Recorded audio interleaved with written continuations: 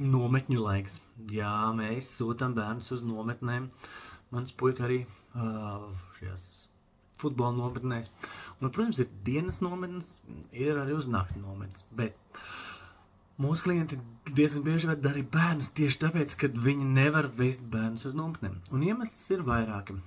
Viens ir, un kur mēs varam palīdzēt, vismaz tīri statistiski, čurāšana gultā, tad nakts enureiz. Iedomājieties 10, 15 gadīgs jaunietis vai jauniete. Protams, uz nakts nometni viņi mēs nevaram vest.